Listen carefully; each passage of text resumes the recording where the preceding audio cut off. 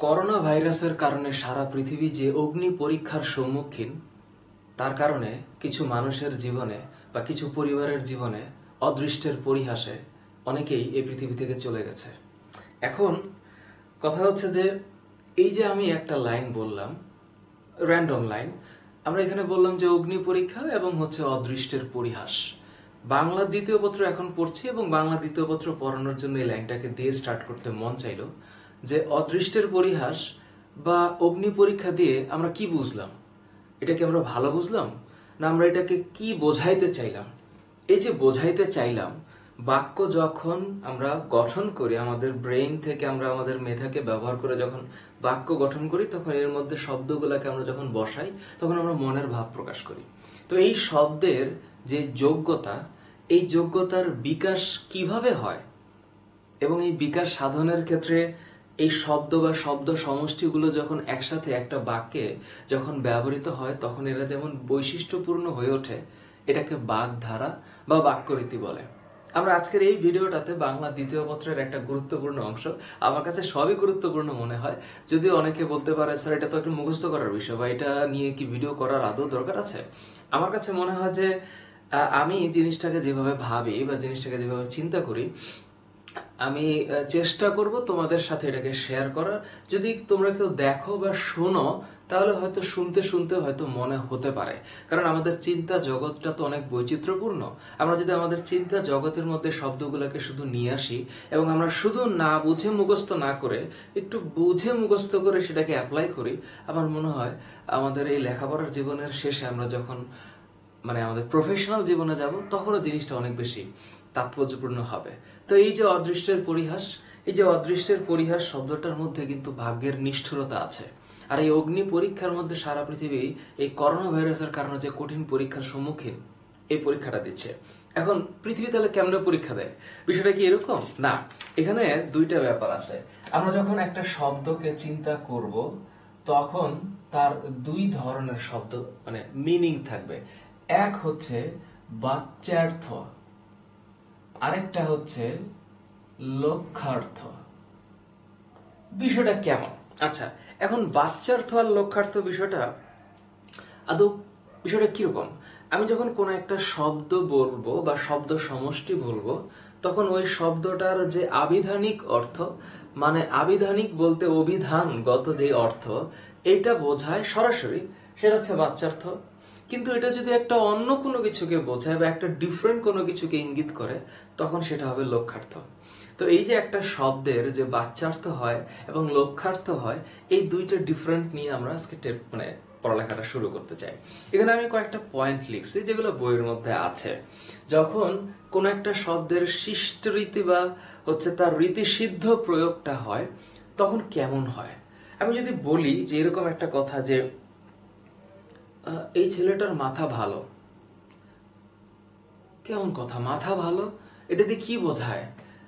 আসলে আমরা কি জানি যে মাথা ভালো এটা যদি বলি আমরা, এটা কিন্তু বোঝায় যে মেধাবী। আর তুমি বলতে পারো স্যার মাথা ভালো না বলে মেধাবী সরাসরি বললেই তো হইলো। বাট আসলে যেগুলা চলে আসছে শিষ্ট রীতি বা রীতিসিদ্ধ প্রয়োগে, যেই শব্দগুচ্ছের একটা ডিফারেন্ট মিনিং চলে আসছে, এই অধ্যায়টার লেসনটাই সেটা যে হ্যাঁ, যে বাংলা ভাষায় এমন কিছু শব্দগুচ্ছ বা শব্দ সমষ্টি আছে যেগুলোর একটা ডিফারেন্ট মিনিং হয় এবং সেই ডিফারেন্ট মিনিংটাকে আমরা বাগধারা বা বাক্য রীতি বলছি। হ্যাঁ, এখন আমি যদি বলি ছেলেটির মাথা ভালো, it means that person and that guy is really intellectual, talent, brilliant, আমরা এগুলো বলি। এবার আমি যদি শব্দের অর্থ সংকোচের কথা বলি, যেখানে যেমন বলা হয় না ইনি আমার বৈবাহিক, এই শব্দটার ব্যাখ্যা আছে। এটা কিন্তু বিবাহ সম্পর্কিত সূত্রে না। হ্যাঁ, এটা কিন্তু বোঝায় ইনি আমার বৈবাহিক বলতে বোঝায় যে ছেলে বা মেয়ের শ্বশুর বাড়ির কেউ। সুতরাং এই যে ডিফারেন্ট একটা মিনিং হচ্ছে, সংকোচন হচ্ছে, অর্থের অর্থের অর্থান্তর একটা ডিফারেন্ট মিনিং হচ্ছে। যেমন এমন হতে পারে যে মেয়ের শ্বশুর বাড়িতে তত্ত্ব পাঠানো হয়েছে। এটা খুবই কমন একটা জিনিস। এই তত্ত্ব থিওরি না, এই তত্ত্ব কোনো সূত্র না, এই তত্ত্ব হচ্ছে সামথিং, একটা গিফট বা এটা হচ্ছে মন খুশি করা, মানে প্রচলিত আমাদের সমাজে থাকে না যে মেয়ের শ্বশুর বাড়িতে মেয়ে পক্ষের কেউ কোনো একটা গিফট পাঠায়, কারণ তারা নতুন জীবন শুরু করেছে, নতুন জীবনটাকে সুন্দর করার জন্য যদি আত্মীয় স্বজনের মধ্যে কেউ কোনো গিফট দেয় বা ভালো করার জন্য, well wishing is a good part. তো সেক্ষেত্রে এটা মেয়ের শ্বশুর বাড়িতে তত্ত্ব পাঠানো হয়েছে, অর্থান্তর হয়ে গেছে, অর্থের উৎকর্ষ হইতে পারে এবং অর্থের সংকোচনও হইতে পারে। সো শ্রীরামকৃষ্ণ পরমহংস বলতে এখানে পরমহংস হাসের সাথে সম্পর্কিত না, এটা বোঝায় হচ্ছে উনি একটা মঙ্ক বা সন্ন্যাসী। সুতরাং এখানে এই যে শব্দের উৎকর্ষতা, আবার যদি বলি যে এখানে জ্যাঠামি করো না, হ্যাঁ, এখানে জ্যাঠামি করার দরকার নাই। এই জ্যাঠা আমরা ইউজুয়ালি ব্যবহার করি যে বাবার মানে বাবার বড় ভাই যিনি থাকবেন তাকে আমরা জ্যাঠা বলি। তো এই জ্যাঠামি মানে অ্যাকচুয়ালি জ্যাঠামি না, এটা হচ্ছে অনধিকার চর্চা, বা যেটা আসলে করার দরকার নাই, শুধু শুধু এখানে একটা পার্ট নেওয়া বা এখানে একটা বরত্ব দেখানোর একটা আলাদা চেষ্টা করা, এটাকে আমরা জ্যাঠামি শব্দটার সাথে একটা মিল করার চেষ্টা করি। তো সেটা হচ্ছে অপকর্ষ বা অধোগতি। তো এই যে শব্দগুলো যখন ব্যবহৃত হয়, আমরা যখন উপসর্গ করেছি যেটার অর্থবাচকতা মানে বা অর্থদ্যোতকতা আছে কিন্তু বাচকতা নেই, অনুসর্গের ক্ষেত্রে আমরা যেমন পড়েছি যে এটা বিশেষ্য বিশেষণ বা সর্বনাম পদের পরে বা প্রাতিপদিকের পরে বসবে, একটা আলাদা মিনিং থাকবে, কিন্তু যখন শব্দের সাথে বসে একটা নতুন অর্থ প্রকাশ করে। ঠিক আমরা যদি একটু এবার চিন্তা করি যে এমন কিছু শব্দ বা শব্দগুচ্ছ আছে, এটা যখন বাক্যে বসে তখন একটা মানে বৈশিষ্ট্যপূর্ণ একটা অর্থ প্রকাশ পায়, তখন এটা হয়ে যায় বাগধারা। যেমন আমি এখানে একটা এক্সাম্পল দিয়েছি, মানে এগুলো হচ্ছে জাস্ট থিওরি, সিম্পলি থিওরি। শব্দের ক্ষেত্রে এটা বাচ্চার্থ হতে পারে, লক্ষার্থ হতে পারে। এখন আমরা লক্ষার্থের দিকে চিন্তা করব। যেমন ধরো আমরা বলতে পারি যে মাথা, এটা খুব কমন একটা শব্দ। মাথার আবিধানিক অর্থ হচ্ছে আমরা বুঝি শরীরের একটা খুব স্পেশাল একটা অঙ্গ, মানে একটা বডির অঙ্গ। কিন্তু এই শব্দটার সাথে আমি যদি এখন বলি যে তোমার এখানে মাথা ঘামানো লাগবে না, আচ্ছা, আমি যখন এখানে ঘামানো শব্দটা ইউজ করব যে তোমার এখানে মাথা ঘামানোর কোনো দরকার নাই, আমাদের দৈনন্দিন জীবনে এটা খুব ব্যবহৃত হয় যে এখানে তোমার মাথা ঘামানোর দরকার নাই, মানে এখানে তোমার শুধু শুধু চেষ্টা করার প্রয়োজন নাই, বা এখানে কোনো তোমার কোনো কর্তব্য নাই, সো এখানে তুমি তোমার কোনো ধরনের এফোর্ট দেওয়ার দরকার নেই। এখন আমি যদি বলি যে মাথা ধরা বা আমার খুব মাথা ধরেছে, এই মাথা ধরা রোগ হিসাবে ব্যবহৃত হয়। কিন্তু আমি যখন অ্যাকচুয়ালি বলবো যে তোমার এত মাথা ব্যথার কি দরকার, এই মাথা ব্যথা অ্যাকচুয়ালি হেডেক না, এই মাথা ব্যথা হচ্ছে যে তোমার তো এখানে চিন্তা ভাবনা করার দরকার নেই, তোমার এখানে ভাবনার দরকার নেই। এখন মাথা একটা শব্দ যেটা আমি বুঝতেছি যেটা শরীরের অঙ্গ, কিন্তু আমি যখন শব্দে বা বাক্য রীতিতে এটাকে ব্যবহার করি যে তোমার মাথা ঘামানোর কোনো দরকার নাই, মাথা ধরেছে, মাথা ব্যথা, এগুলার আসলে একটা নতুন নতুন অর্থ প্রকাশ পায়। ঠিক আছে। আবার যেমন এই যে মুখ, এটার তো একটা অসাধারণ একটা ব্যাখ্যা, মানে মুখ এটাও একটা শরীরের একটা অঙ্গ, কিন্তু এটাকে যখন আমি বলি যে আল্লাহ যদি এবার মুখ তুলে তাকায় তাহলে আমার ব্যবসাটার উন্নতি হবে, হে আল্লাহ আমার দিকে একটু মুখ তুলে তাকিও, এই মুখ তোলা মানে অনুগ্রহ, এই মুখ তোলা মানে অনুগ্রহ, এটা হচ্ছে এরকম নিচের থেকে উপরের দিকে তোলা না, এটা একটা লক্ষার্থ প্রকাশ পাচ্ছে, বাচ্চার্থ না, আবিধানিক অর্থ না। তারপর আমি যদি বলি যে একদিন এই ছেলে আমাদের মুখ রাখবে, মুখ রাখা এটা কেমন কথা, যে ছেলে একদিন আমাদের মুখ রাখবে বা এই মেয়ে একদিন আমাদের এই বংশের মুখ রাখবে, হ্যাঁ, তখন এটা মানে হচ্ছে সম্মান, হ্যাঁ সম্মান, যে হ্যাঁ এটা তার সম্মানটা রক্ষা করবে। এখন আমি যদি বলি যে শুধু শুধু তুমি তোমার ছেলেটাকে গাল মানে মুখ করছো কেন, এখন মুখ করা যখন বোঝাবে তখন এটা হয়ে যাবে গালমন্দ করা, হ্যাঁ, বকাঝকা করা, which is not a good part. সুতরাং মুখ করা, মুখ তোলা, মুখ করার আলাদা আলাদা মিনিং বেরোচ্ছে। এখন আমি যদি বলি যে এবার তো গিন্নির মুখ ছুটেছে, এই ছোটার এবারে এটার আসলে কোনো কি নাই, লিমিটেশন নাই। যখন আমি বলি মুখ ছুটেছে, উফ, বুঝতে পারতেছে এখানে বলার দরকার নাই, এখানে যে গালিগালাজের আরম্ভ করা, which is very bad part, আমরা এদিকে না চিন্তা করি। এখন যদি বলি যে মুখ ধরা, টক খেয়ে মুখ ধরে আসছে, এই ধরা মানে স্বাদ নষ্ট হওয়া। তো এই যে হাত, মুখ, হ্যাঁ আমরা ব্যবহার করতেছি, মাথা, এখন হাতের সাথে যদি আমি মানে মুখের পরে যদি আমি হাতকে ব্যবহার করি, মুখ এরপর হচ্ছে হাত, আর আমি যদি বলি হাত টান, তার তো হাত টানের স্বভাব আছে। এই হাত টান মানে কি? স্টিলিং বা চুরি করা। হ্যাঁ, এখন আমি যদি বলি যে না, যে হাতে আসা, যে তুমি কাজটা করতে করতে একদিন তোমার হাতে আসবে, এই হাতে আসা এটা একটা স্কিল, এটা দক্ষতা। কোনো কিছু করতে করতে হাতে আসা, প্র্যাকটিস মেক্স এভরিবডি পারফেক্ট। ওই যে প্র্যাকটিস করতে করতে হাতে আসবে, এই হাতে আসা মানে হচ্ছে দক্ষতা। এখন আমি যদি বলি যে তুমি তাহলে হাত গুটিয়ে বসে আছো কেন, তো হাতের পরে যখন আমি গুটিয়ে শব্দ ব্যবহার করব, এটার মান হচ্ছে কোনো কিছু না করে চুপচাপ বসে থাকা। এটাকে বলা হয় কার্যে বিরতি। কাজে ব্রেক দেওয়া, মানে ইচ্ছাকৃতভাবে ব্রেক দেওয়া, এটাকে অলসভাবে ব্রেক দেওয়া বলা হয়। সো হাত গুটিয়ে বসে থাকা, এটা একটা নেগেটিভ সেন্সে ইউজ করা হয়। এখন যদি বলি আমি যে হাত করা, এই করা কিন্তু ওই যে মানে পুলিশ যে আসামির গায়ে সে হাতে লাগায়, সেই হাত করা কিন্তু ঢয় শূন্যর, এটা হচ্ছে হাত স্পেস করা। এই হাত করা হচ্ছে যে সাহেবকে যদি হাত করতে পারো তাহলে কাজটা হবে। আয়ত্তে আনা, হাত করা মানে হচ্ছে আয়ত্তে আনা। এখন যদি বলি আরে সুযোগটা হাতছাড়া হয়ে গেল, এখন এই হাত ছাড়া বলতে বোঝায় মানে আমার সুযোগটা লস হইল, এটাকে হস্তচ্যুত বলা হয়, মানে হাত থেকে সুযোগটা চলে গেল। সুতরাং এই যে হাত টান, হাত করা, হাত ছাড়া, হাতে আসা, প্রত্যেকটার কিন্তু একটা ডিফারেন্ট মিনিং আছে। এগুলা তাহলে কিভাবে মনে রাখতে হবে? এগুলো মনে রাখার জন্য একটা প্র্যাকটিস দরকার। মানে দৈনন্দিন জীবনে আমরা যদি এই শব্দগুলোকে ব্যবহার করি বা শুনি, তাহলেই মনে থাকবে। হ্যাঁ, তাহলেই মনে থাকবে। আমি যদি বলি যে হাত থাকা, এই ব্যাপারে আমার কোনো হাত নেই, বা এই ব্যাপারে ওর কোনো হাত ছিল না, বা এই ঘটনার সাথে ওর কোনো হাত নেই, তো এই হাত না থাকা বা হাত থাকা, এটা বোঝায় যে ওর কোনো প্রভাব আছে কিনা, বা আদৌ ওর কোনো অ্যাক্টিভিটি এখানে জড়িত কিনা। তো এই যে মুখ, হাত, মাথা শরীরের অঙ্গ, কিন্তু এটার সাথে যখন শব্দগুলো ব্যবহৃত হচ্ছে তখন যে ডিফারেন্ট মিনিং হচ্ছে, এটাই বলা হয় লক্ষ্যার্থ। আর এই লক্ষ্যার্থের কারণে যখন এই শব্দ সমষ্টিগুলো যখন ডিফারেন্ট বা কোনো বৈশিষ্ট্যপূর্ণ অর্থ প্রকাশ করে, এটাকে বলা হয় হচ্ছে বাগধারা বা বাক্যরীতি। মন থাকবে? আচ্ছা, এখন আমি এই যে যেমন কাঁচা শব্দটা এখানে আছে, মানে এটা ইউজুয়ালি আমি ব্যাখ্যাগুলো দিচ্ছি, এগুলো আছে বইয়ের মধ্যে। কাঁচা, এখন এই কাঁচার কত ধরনের মিনিং থাকতে পারে, এটা নিশ্চিতভাবে বোঝা যাচ্ছে যে অনেকগুলো মিনিং থাকতে পারে। আমি যদি বলি কাঁচা আম, এটা বোঝা যায় হ্যাঁ কাঁচা আম এখন মানে কি বলে, মে মাসে যখন গরম থাকে তখন আমের সিজনটা শুরু হওয়ার আগে কাঁচা আমগুলা পাওয়া যায়, এটা এক ধরনের অপরিপক্ক আম। কিন্তু আমি যদি বলি যে কাঁচা কথা, কাঁচা কথা মানে এটা এমন কথা যে কথাটার আসলে ওয়েট কম, মানে শ্যালো, হালকা, অপরিপক্ক কথা বা গুরুত্বহীন কথা, সোজা কথা। কারণ আমি যদি বলি কাঁচা ঘুম, কাঁচা শব্দটা ঠিক আছে, কিন্তু কাঁচা ঘুম মানে হচ্ছে মাত্র ঘুমাইলো কিন্তু তুমি তার কাঁচা ঘুমটা ভেঙে দিলা।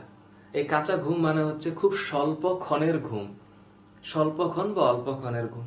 আর যদি আমি বলি কাঁচা বয়স, এখন যখন বলবো আমি কাঁচা বয়স, এটা বোঝায় যে তার এইজটা খুব কম, তার বয়সটা খুব কম। ইভেন কাঁচা বয়সকে ইন এ সেন্স এমন ভাবে বলা যায় যে অপরিণত বয়স, অপরিণত বয়স। এখন যদি আমি বলি যে কাঁচা খাতা, এই কাঁচা খাতা মানে হচ্ছে খসড়া বা রাফ খাতা। কাঁচা চুল, কালো চুল, একদম মনে করো নবীন কালো চুল। আর যদি বলি যে কাঁচা সোনা, এই কাঁচা সোনা মানে হচ্ছে নিখাদ, নিখাদ সোনা। সরি, এই কাঁচা শব্দটার মধ্যে কিন্তু আসলে চন্দ্রবিন্দু হবে। তো এই যে মাথা, হাত, কাঁচা, মুখ, এই শব্দগুলা মানে একটা বাচ্চার্থ ছিল, কিন্তু এটার মধ্যে যখন শব্দের বিভিন্ন প্রয়োগ আসলো তখন এটা লক্ষ্যার্থ হয়ে গেল। এবং লক্ষ্যার্থ প্রয়োগের কারণেই আমাদেরকে বাগধারা বা বাক্যরীতি শিখতে হবে। এখন কথা হচ্ছে তাহলে বাংলা ভাষায় এরকম কত বাগধারা আছে, এর আসলে কোনো হিসাব নাই। আমি আজকে একটু মানে এই ভিডিওটা এমনিতেই করা যাতে করে হচ্ছে তোমরা যারা দেখো এই ভিডিওগুলো, মানে আমার ক্লাসগুলো দেখো সামহাও, তাহলে একটু শুনতে শুনতে যেন প্র্যাকটিস হয়। তোমাদের সামনে যদি বাগ ধারাগুলো ওপেন থাকে, তোমরা দেখবা স্বর স্বরা থেকে শুরু করে এইভাবে বর্ণের ক্রমিক ধারা একদম শেষ পর্যন্ত বাগ ধারাগুলোকে লেখা হয়েছে। যেমন কিছু কমন জিনিস আমি একটু শোনাচ্ছি। আমি যদি বলি অকাল কুষ্মাণ্ড, এটা একদম মুখস্থ হয়ে গেছে আমাদের, মানে অপদার্থ, মানে এমন একটা জিনিস বোঝায় যে যেটার আসলে একেবারে মানে ভ্যালুলেস একটা কিছু। যেমন অকাল কুষ্মাণ্ড, ছেলেটার ওপর এ কাজের দায়িত্ব দিও না। এখন এই কঠিন শব্দ এখন যদিও ব্যবহার হয় না, কিন্তু বাংলা ভাষায় তো আছে। অকাল কুষ্মাণ্ড মানে হচ্ছে অপদার্থ, একদম মুখস্থ। যদি বলি অক্কা পাওয়া, লোকটি অক্কা পেয়েছে, বা পটল তুলেছে, একই কথা। পটল তোলা আর অক্কা পাওয়া মানে মারা যাওয়া। এবার যদি বলি যে অগাধ জলের মাছ, তখন আমরা কি বলি? আমরা বলি যে ব্যক্তিটা খুবই ক্লেভার, খুবই চতুর, খুব চালাক। বুদ্ধিমান আর চালাক শব্দ দুইটার মানে কিন্তু এক না। বুদ্ধিমান হচ্ছে যে তার বুদ্ধিটাকে ভালো ক্ষেত্রে ব্যবহার করে অথবা কল্যাণের ক্ষেত্রে ব্যবহার করে। যখন আমরা চালাক শব্দটা বলি বা চতুর শব্দ বলি, তখন এটার একটা ডিফারেন্ট নেগেটিভ মিনিং থাকে, যে that guy has some sort of negative vibrations. এই কারণে অগাধ জলের মাছ দিয়ে আসলে চতুর ব্যক্তিকে বোঝানো হয় বুদ্ধিমানের চেয়ে। এখন আমি যদি বলি অগ্নি পরীক্ষা, যেটা দিয়ে শুরু করেছিলাম, কঠিন পরীক্ষায় পৃথিবী কঠিন পরীক্ষা দিচ্ছে করোনা মহামারীতে। অন্ধকারে ঢিল মারা, আন্দাজে কাজ করে ফেলছে, আন্দাজে। হ্যাঁ, আন্দাজ মানে হচ্ছে কি, মানে ওয়ান সর্ট অফ লাইক কি বলে, যেটাকে মানে আন্দাজ করাকে আমি তোমরা নিশ্চয়ই বুঝতে পারছো যে প্রপারলি না জেনে জিনিসটাকে এমনিতেই করা, সুতরাং এটাকে আন্দাজে ঢিল মারা, বা অন্ধকারে অন্ধকারে ঢিল মারা হচ্ছে আন্দাজে কাজ করা। এরপরে যদি বলি অকুল পাথার, কোনো কুল কিনারা পাচ্ছে না, এমন বিপদ, তাহলে এটা হচ্ছে ভীষণ বিপদ। অকুল পাথার, এই ধরনের শব্দ আছে যে অকুল পাথারে আল্লাহ একমাত্র সহায়, সত্যিকার অর্থে।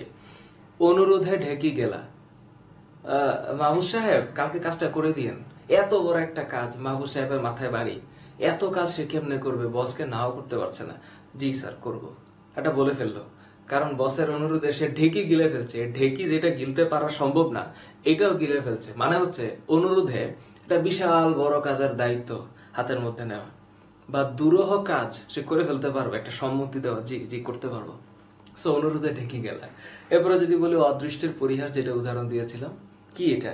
এটা হচ্ছে ভাগ্যের নিষ্ঠুরতা। মানে কি? মানে ব্যাড লাক যেটাকে আমরা বলি।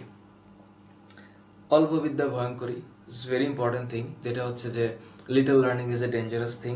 অনধিকার চর্চা, যেটা আমাদের দেশে মানে অনেক ক্ষেত্রেই মানুষজন করে, যেই ক্ষেত্রে যার শুরুতে এবং শেষে যার কোনো ইফোর্ট নাই, কোনো ধরনের রেসপন্সিবিলিটি ছিল না, কিন্তু কমেন্ট করার ক্ষেত্রে বা মন্তব্য করার ক্ষেত্রে বা প্রতিক্রিয়া দেওয়ার ক্ষেত্রে মানুষ অনেক দিতে পারে। সো এটা ওয়ান কাইন্ড অফ লাইক মানে আনইউজুয়াল একটা অ্যাক্ট, অনধিকার চর্চা। হ্যাঁ, কোনো ধরনের মানে সীমার বাইরে সে পদক্ষেপ নিচ্ছে। ওকে, অরণ্যের রোদন, এমন একজন মানুষকে তুমি রিকোয়েস্ট করলা যেটা কখনোই সে করবে না, কিন্তু তুমি রিকোয়েস্ট করেই যাচ্ছ, এটা হচ্ছে অরণ্যের রোদন, নিষ্ফল আবেদন। এখন যদি বলি অহিনকুল সম্পর্ক, অহি আর নকুল দুইটা হচ্ছে ডিফারেন্ট জিনিস, ভীষণ শত্রুতা। খুব কমন না জিনিসগুলো, আমি একটু পড়ে শোনাচ্ছি আর কি। অমাবস্যার চাঁদ আর হচ্ছে ডুমুরের ফুল, একই কথা, যে জিনিসটাকে দেখাই যায় না, মানে অদৃশ্য একটা বস্তু হয়ে গেছে। কোনো মানুষকে যদি অনেক বছর ধরে তার কোনো খোঁজখবর নেই, হঠাৎ করে একদিন দেখা, আরে তুমি তো অমাবস্যার চাঁদ হয়ে গেছো, ডুমুরের ফুল হয়ে গেছো, উইচ ইজ লাইক মানে আনসিন ছিল অনেকদিন ধরে। আকাশ কুসুম ভাবনা, হ্যাঁ, আকাশ কুসুম ভাবনা কেমনে? সারাদিন একটু পড়ার নাম নেই, কিন্তু গোল্ডেন এ প্লাস পাওয়ার জন্য চিন্তা, অথবা অনেক বড় কিছু করে ফেলবে এরকম চিন্তা, কোনোদিন হবে না। Success is not an accident, success is not an accident, success is than accumulation of action. হ্যাঁ, এই কারণে এই যে আকাশ কুসুম মানে অসম্ভব কল্পনা, অনেক কিছু করে ফেলবো। আক্কেল সালামি, বোকা হইলে বোকার মতন কাজ করে একটা মানে শায়েস্তা হওয়া, বা বোকার মতন কাজ করে তার একটা ফল প্রদান করা, এটাকে বলা হয় আক্কেল সালামি, নির্বুদ্ধিতার দণ্ড। আচ্ছা, আমরা কাঠের ঢেকি, আমরা এটা বলি না আমরা কাঠের ঢেকি, অপদার্থ। ওই যে অকাল কুষ্মাণ্ড, আকাশ ভেঙে পড়া, যদি কারোর মাথার উপরে আকাশ ভেঙে পড়ে, এটা কি আকাশটা ভেঙে পড়ছে না, এটার মানে হচ্ছে প্রচন্ড বিপদের মধ্যে সে আছে। আকাশ কুষ্মাণ্ড, অপদার্থ। এই তারপর হচ্ছে সে আকাশ ভেঙে পড়া, এটা হচ্ছে ভীষণ বিপদ, যদি কারো উপরে বিপদ অনেক বেশি পরিমাণে হয়। খুব কমন গুলো আমি বলছি।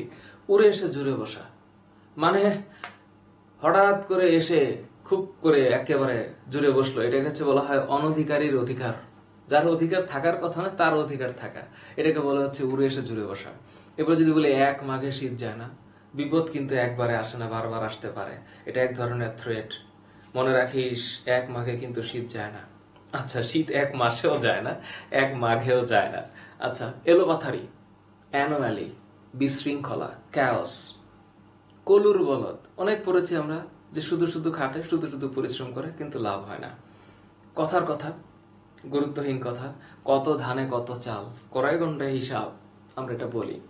কাঁচা পয়সা, একেবারে ইনস্ট্যান্ট, অনেক বেশি পরিমাণে টাকা হঠাৎ করে চলে আসলো, তখন আমরা একটা নেগেটিভ ভাইব্রেশনে বলি খুব কাঁচা পয়সার মালিক হয়েছে। হ্যাঁ, আচ্ছা, কেতা দুরস্ত, খুব ফিটফাট, পরিপাটি, খুব সুন্দর করে মনে করো যে খুব ফিটফাট থাকে, কেতা দুরস্ত। কাঠের পুতুল, যার কোনো অ্যাক্টিভিটি নেই, নির্জীব বস্তু। কেচো গুন্ডুস, কেচে গুন্ডুস আছে না একটা, এটা হচ্ছে আবার প্রথম থেকে স্টার্ট করতে হবে। মানে অনেকটা কাজ করার পরে খুব ভুল হয়ে গেছে, আবার কেচে গুন্ডুস করতে হবে, মানে কি পুনরায় আরম্ভ করতে হবে। আমি যদি বলি কই মাছের প্রাণ, এটা নিশ্চয়ই বুঝতে পারছো কই মাছের প্রাণ হচ্ছে যেটা আসলে সহজে মারা যায় না, অনেক অনেক স্ট্রেংথ ওর।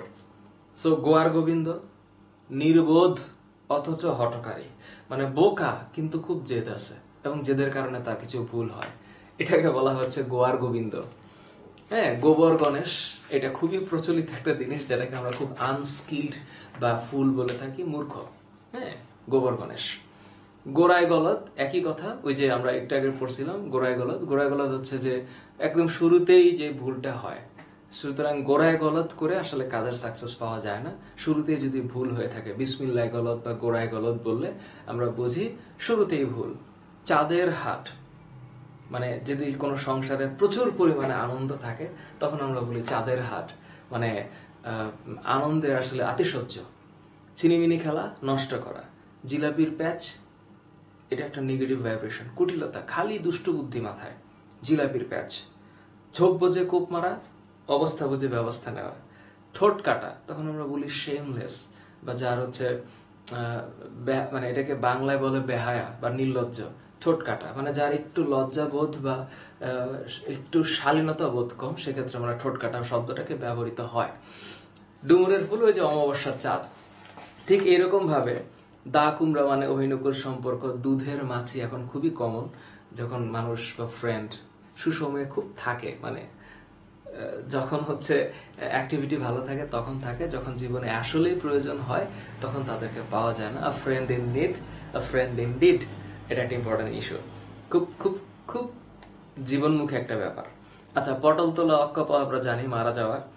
সো পালের গোদা মানে হচ্ছে বস, দলপতি, লিডার। পুকুর চুরি মানে হচ্ছে একেবারে বড় রকমের চুরি, খুব কমন জিনিস, তাই না? বক ধার্মিক, এটা হচ্ছে ভণ্ড সাধু। বক ধার্মিক মানে হচ্ছে ভণ্ড সাধু। তো এই যে এরকম ভরাডুবি, সর্বনাশ, ব্যাঙের সর্দি হচ্ছে অসম্ভব বস্তু। ওই যে বিসমিল্লাহ গলদ, গোড়ায় গলদ, একই জিনিস। মাছের মায়ের পুত্র শোক, এটা খুব মজার জিনিস। কপট বেদনা বোধ, মানে এইখানে তার দুঃখ পাওয়ার কিছু নাই, কিন্তু একটা লোক দেখানো দুঃখ প্রকাশ করছে, তখন আমরা এটাকে বলি মাছের মায়ের পুত্র শোক। খোঁচা আমার একটা কথা আর কি এটা। রাবণের চিতা, খুব অশান্তি, উফ, আল্লাহ মাফ করুক। শাখের করাত, যাইতেও কাটে আসতেও কাটে, এটাকে বলা হয় উভয় সংকট। হ্যাঁ, উভয় সংকট। সো এরকম সাক্ষী গোপাল, যেটাকে আমরা বলি হচ্ছে নিষ্ক্রিয় দর্শক। আমি চেষ্টা করেছি একটু যেগুলো মোটামুটি কমন, এগুলো একটু তোমাদের সাথে ডিসকাস করতে, মানে একটু কথায় কথায় তোমাদের সামনে একটু মানে বলা। সো তোমরা যারা শুনলা বা দেখলা, thank you so very much. আমি চেষ্টা করেছি মোস্ট কমন গুলো আনার, এখানে আরো অনেকগুলো আছে যেগুলো আমি বাদ দিয়েছি। তুমি আমাকে বলতে পারো তাহলে কি স্যার আমাদের সব পড়তে হবে? আমি বলবো কেন নয়, সব পড়লে কি খুব বেশি ব্রেনে প্রেশার হবে? কয়েকবার প্র্যাকটিস করা যায়, কারণ প্রতিযোগিতামূলক পরীক্ষায় যখন এগুলো আসে তখন রাইটলি অ্যান্সার করাটা একটা বড় ফ্যাক্টর। সো এই যে শব্দের যোগ্যতার বিকাশ, যেখানে আমার একটু কথা বেশি বলতে হয়েছে, লেখা কম ছিল, আশা করেছি তোমাদের, মানে আশা করছি তোমাদের উপকার হবে। জানিও তোমাদের মতামত। সো বাংলা দ্বিতীয় পত্রের পরবর্তী কোনো লেকচার নেই, আবার তোমাদের সামনে আসবো। সো টিল দেন, আল্লাহ হাফেজ, ভালো থাকো সবাই।